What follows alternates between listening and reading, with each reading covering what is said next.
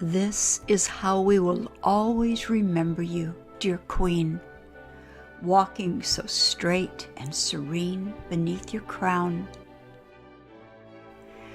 riding in a coach from a fairy tale,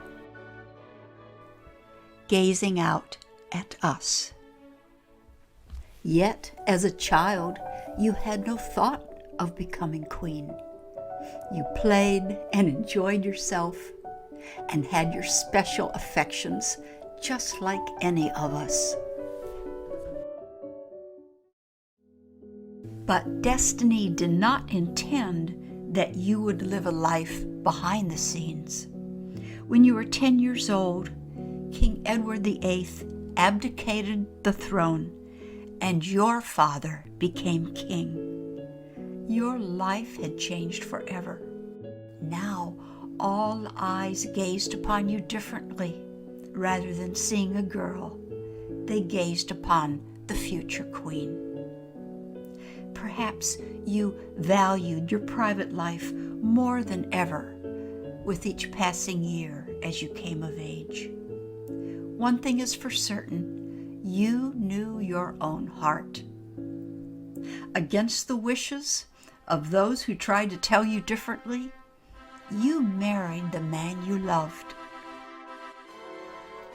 We will always cherish seeing you standing beside Philip on that day in your wedding gown, looking so sure and calm and radiant. You proved them right. On your 50th wedding anniversary, you would say, "My husband has quite simply been my strength and stay all these years, and I owe him a debt greater than he would ever claim or we will ever know." Perhaps you thought this was a time you could devote yourself to your husband and family as you were slowly tutored in the art of being queen. After all, your father was not yet 52 on the day of your wedding. But his health failed rapidly, and within only a few years, your father had died. And now you, at the age of 25, took upon your own dear head the heavy burden of regency. Like all of us, you must have felt unsure at times. Like all of us, you had to take each step on faith. But each step of the way, you found warmth and strength and joy in those you loved. You gave back that strength to those who loved you. And through the years, we could always depend upon your being there, dear Queen. We could mark time by watching you pass through each decade with grace.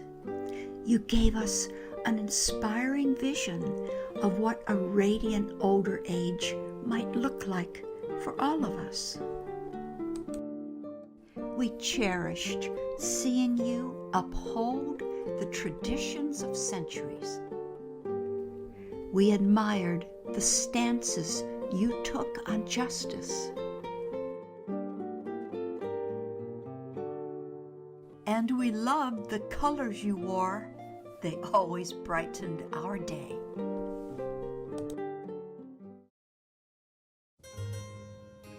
But being queen offers no protection against sorrows of the heart. You had to say goodbye to many loved ones, including your father, mother, and sister. As you said, grief is the price we pay for love.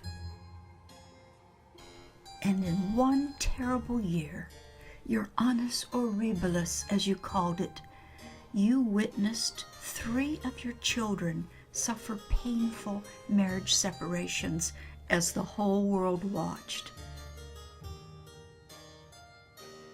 On November 20th of that year, a fire broke out in Windsor Castle, causing extensive damage. You were devastated. And then, 5 years later, unthinkable tragedy struck.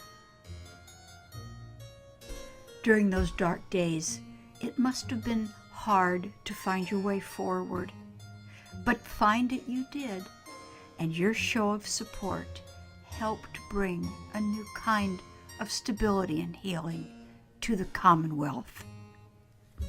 I admired and respected her for her energy and commitment to others, and especially for her devotion to her two boys.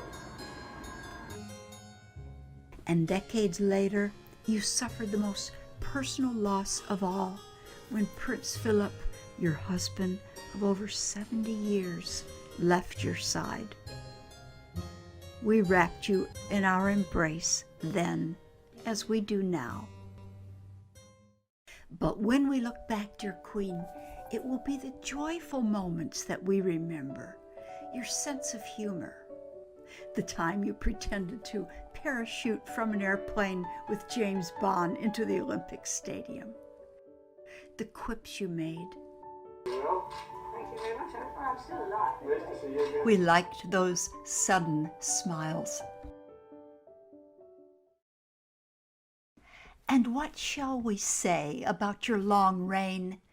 We shall say she kept her pledge to us, the pledge she made when she first became queen. I declare before you all that my whole life, whether it be long or short, shall be devoted to your service and to the service of our great imperial family to which we all belong. You gave us so many gifts. The images you left us play across our hearts and minds like living pictures from a royal album. But for those like myself, the gift you gave us runs even deeper. You showed us how to stay the course, how to carry on with courage and grace, even when we don't feel ready, even when we have to take that next step on faith, even when life surprises us in ways we don't welcome. You showed us how to be royal, each in our own way. Your reign is complete now, and you can put down your scepter. But you have left a crown that each of us can wear always. For this we thank you.